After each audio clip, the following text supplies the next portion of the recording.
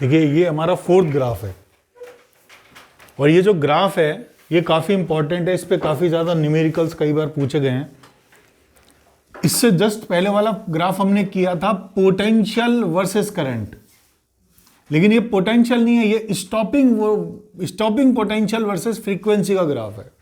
यहाँ पोटेंशियल नहीं है, स्टॉपिंग पोटेंशियल है। ग्राफ अगर आपको कोई बनाना है तो ग्राफ तभी बनता है जब इनके बीच में रिलेशन हो, तो इनका रिलेशन हमें पहले फाइंड करना है। बेसिक इक्वेशन आपके पास में है, अगर किसी मेटल की सरफेस पर फोटॉन्स इंसिडेंट हो रहे हैं एच न्यू फ्रीक्वेंसी के, तो बाहर निकलने के लिए इतना वर्क फंक्शन उनको वेस्ट हो जाएगा, ये एनर्जी उनकी डिस्ट्रॉय हो जाएगी। एच न्यू नॉट वो बाहर निकलने के लिए अपना खर्च कर देंगे, बाकी काइनेटिक एनर्जी की फॉर्म में स्टोर हो जाएगी। ये बेसिक इक्वेशन है, मतलब हर बार ये कंडीशन तो हमको लगानी है।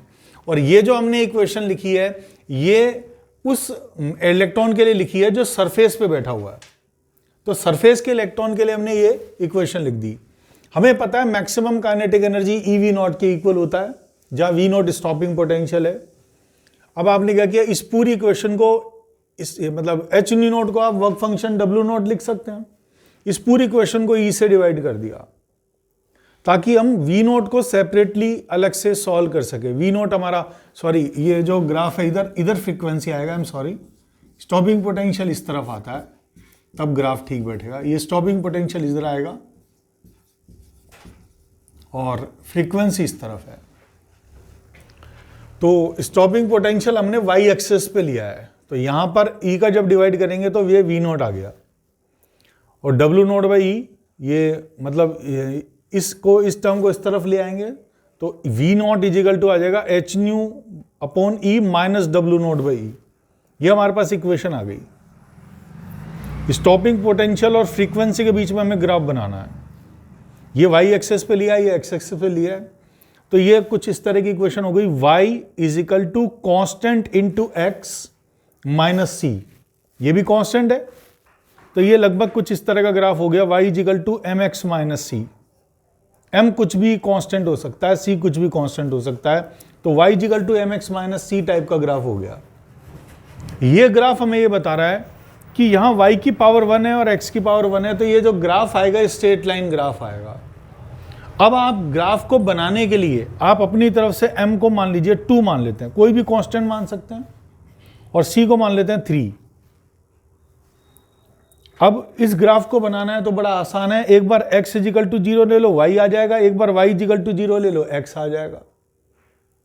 तो ये जो ग्राफ है, अगर मैथ्स में आप बिलोंग करते हैं तो आप अंडरस्टैंड कर सकते हैं कि इसे कहते हैं इंटरसेक्शन ऑन y एक्सिस, और इसे कहते हैं स्लोप। x का जो प्रोडक्ट होता है वो स्लोप होता है। बाकी आप x इजिकल टू 0 पुट करोगे तो y की वैल्यू कितनी आ जाएगी, y की वैल्यू हमारी आ जाएगी 3/2, और यहां पर y0 रखोगे तो x आ जाएगा। मतलब आपके पास 2 पॉइंट्स ही बहुत हैं, स्ट्रेट लाइन बनाने के लिए 2 पॉइंट्स ही रिक्वायर्ड होते हैं। तो ये जो ग्राफ आएगा ये कुछ इस तरह का ग्राफ आएगा।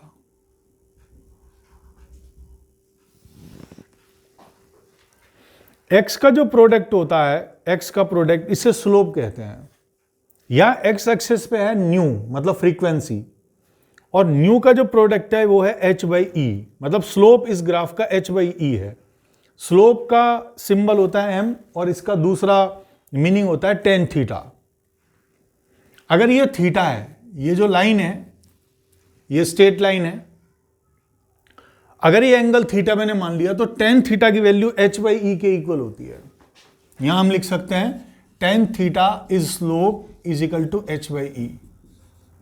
h भी कांस्टेंट है, e भी कांस्टेंट है, इसका मतलब इसका स्लोप कांस्टेंट आएगा हमेशा। ये डॉटेड लाइन क्यों लगाई है, इसका मीनिंग भी अभी हम देख लेते हैं। हमें पता है ये स्टॉपिंग पोटेंशियल एक्सेस है, मतलब ये वी नॉट एक्सेस है और ये फ्रीक्वेंसी एक्सेस है। एक्स एक्सेस पे y हमेशा 0 होता है, y एक्सेस पे x हमेशा 0 होता है। तो ये जो पॉइंट है ये फ्रीक्वेंसी एक्सेस पे है, तो यहां पर स्टॉपिंग पोटेंशियल कितना होगा, 0। और ये जो पॉइंट है ये स्टॉपिंग पोटेंशियल एक्सेस पे, यहां पर फ्रीक्वेंसी कितनी होगी, 0। मतलब आप जब इस इक्वेशन में फ्रीक्वेंसी 0 करेंगे, इस फ्रीक्वेंसी को 0 कर दिया तो वी नॉट कितना आ गया, वी नॉट हमारा आ गया माइनस डब्ल्यू naught by E. Frequency zero करते ही ये हमारे पास वैल्यू आ जाएगी -W0/E। V0 की वैल्यू कितनी आ जाएगी? -W0/E, मतलब नेगेटिव डायरेक्शन में आ जाएगी।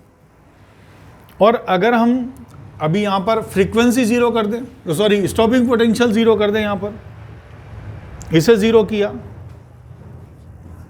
ये आ गया h/e is equal to W0/E, और W0 होता है h/0, तो यहां पर h/e is equal to h/0/E। h/e से h/e कैंसिल, तो nu is equal to nu naught, मतलब ये पॉइंट जो है जिस पे हमने स्टॉपिंग पोटेंशियल जीरो लिखा है वो nu is equal to nu naught को रिप्रेजेंट कर रहा है। तो ये क्या हो गई? ये थ्रेशोल्ड फ्रीक्वेंसी हो गई। न्यू नॉट का मतलब होता है थ्रेशोल्ड फ्रीक्वेंसी, और थ्रेशोल्ड फ्रीक्वेंसी से कम फ्रीक्वेंसी, ये जो फ्रीक्वेंसी, ये वाला पॉइंट है, ये जो लाइन है, ये frequency less than threshold frequency है, ये थ्रेशोल्ड फ्रीक्वेंसी, और ये जो आगे का ग्राफ है ये frequency greater than threshold frequency के लिए है। और हमें पता है कि अगर फ्रीक्वेंसी थ्रेशोल्ड से कम है तो फोटो इलेक्ट्रिक इमिशन होता ही नहीं है। इसका मतलब ये जो ग्राफ है हमने डॉटेड से दिखाया है, इसका मतलब ये ग्राफ प्रैक्टिकली कभी अचीव होगा ही नहीं, पॉसिबल है ही नहीं, क्योंकि ये जो ग्राफ है ये new less than new not के लिए है, और new less than new not के लिए फोटो इलेक्ट्रिक इमिशन होता ही नहीं है। तो ये ग्राफ हमें डॉटेड दिखाना है और आगे इस तरह से एक लाइन दिखानी है, इसका स्लोप h/e है।